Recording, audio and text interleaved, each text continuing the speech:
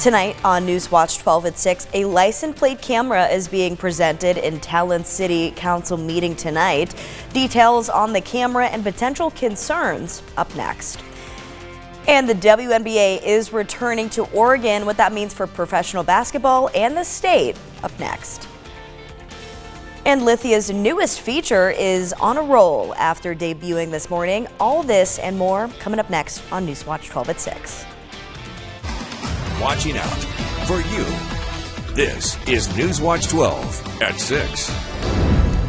In breaking news tonight, Medford School District is issuing an alert about whooping cough at a school. Thanks for joining us for NewsWatch 12 at 6. I'm Haley Gravitt. New at 6 tonight, the school district sent a notice from Jackson County Public Health to McLaughlin Middle School parents, guardians, and students and staff about a case of whooping cough or pertussis. The advisory says that person's identity is confidential, but it says the situation is not a medical emergency. Jackson County Health Department says children with symptoms should stay home from school and get medical attention. Whooping cough is a contagious respiratory disease caused by bacteria. It spreads through direct contact with nose and throat mucus and airborne droplets. Infants and young children are the highest at risk of this life-threatening consequence.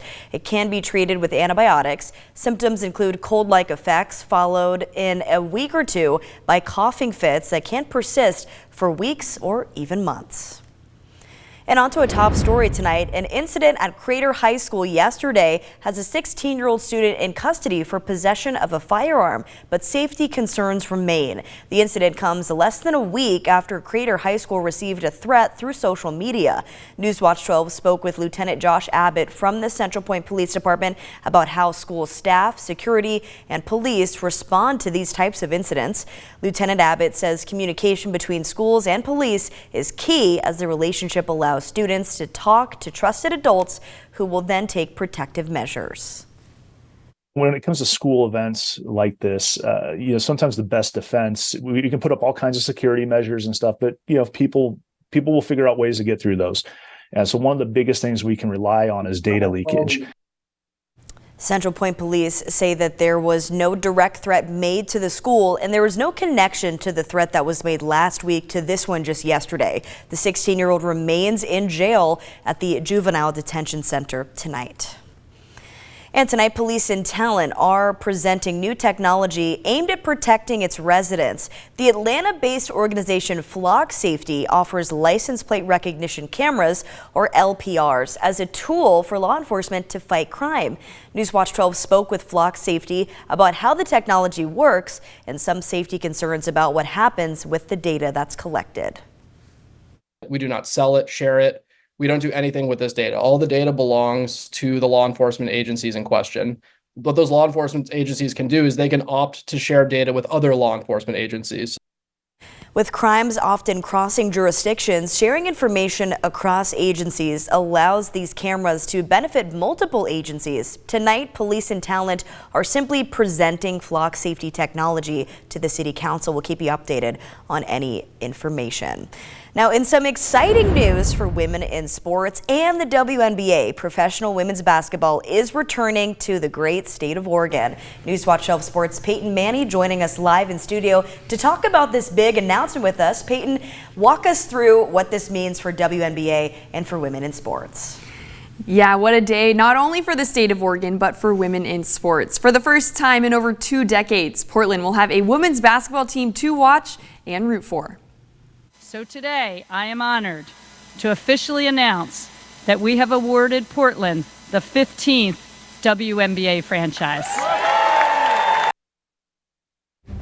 News broke earlier Wednesday morning that the WNBA's newest franchise will have its home in Portland. The yet-to-be-named club will have their inaugural season in 2026. Portland is becoming the 3rd expansion franchise awarded by the WNBA during this round of expansion, following the Golden State Valkyries and a Toronto franchise, bringing the league from 12 to 15 teams. The city's new franchise will be owned and operated by Raj Sports, led by controlling owner Lisa Bethal-Mirage. Bethal-Mirage stated in the press conference that Portland will become the global epicenter for women's sports. As we prepare to launch this team, it is obvious. It is obvious that Portland is the global epicenter of women's sports.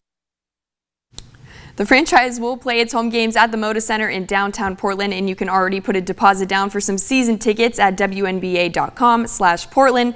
Reporting live in studio, Peyton Manny, NewsWatch 12 Sports. Great day for women in sports. Thanks, Peyton. Let's check in with Storm Watch 12 Chief Meteorologist Matt Hoffman for a look at our conditions. A really nice day looking like for us. Yes, much warmer as well. Take a look outside from our NewsWatch 12 Weather Cam network. A lot of blue skies. We do have a few lingering clouds out there, but those are going to melt away as we head into this evening. Despite the warmer temperatures we're seeing, 79 right now in Medford, at 68 in Klamath Falls. It will be a fairly cool night tonight, pretty chilly even on the east side. We have a few lingering showers down in Northern California, but this system is pulling away, so we're going to be getting into a much drier and even warmer trend to our weather as we go through the rest of the week. You can see a little bit more widespread shower and thunderstorm activity further to our south. This evening in the Rogue Valley, skies will stay clear. We'll get down to about 67 at 9, 63 degrees by 11 o'clock. Lows tonight drop down to about 50 or so in the Rogue Valley. Chilly in Klamath Falls, down to 39 degrees and 47 in Wairika. A little bit milder at the coast with breezy winds. For tomorrow, winds will be blustery at the coast. We'll see plenty of sunshine for the day tomorrow and some warmer, more seasonal temperatures throughout southern Oregon and northern California. We'll talk temperatures through the rest of the week and especially for this weekend coming up in just a bit. Haley? Matt, thank you. On to an update tonight. A settlement has been reached between the City of Brookings and St. Timothy's Episcopal Church. The settlement comes after the city regulated the services that the church could provide to homeless, including feeding them. NewsWatch 12 first told you when the concerns were raised from the city back in October of 2021.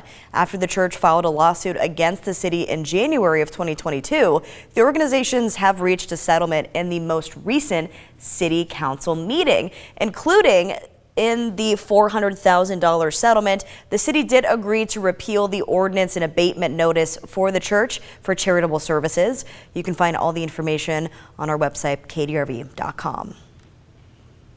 And this week is National Truck Driver Appreciation Week, and the Oregon Trucking Association took today to provide free meals to drivers. NewsWatch 12 was in Ashland, where the meal drop-off was set, and spoke to some drivers about keeping Oregon's economy moving every day. This week is National Truck Driver Appreciation Week, and so what Oregon Trucking Association is doing in conjunction with the members, we go around the state and we give out meals to the drivers in appreciation for the work that they do. So they'll be getting a meal today. We have a Subway box meal and a bottle of water. Driver Appreciation Week has been going on for years, but that's what we started doing in Oregon when our drivers couldn't get meals. And so we came out to the scales and handed them boxed lunches and at the time masks and hand sanitizers.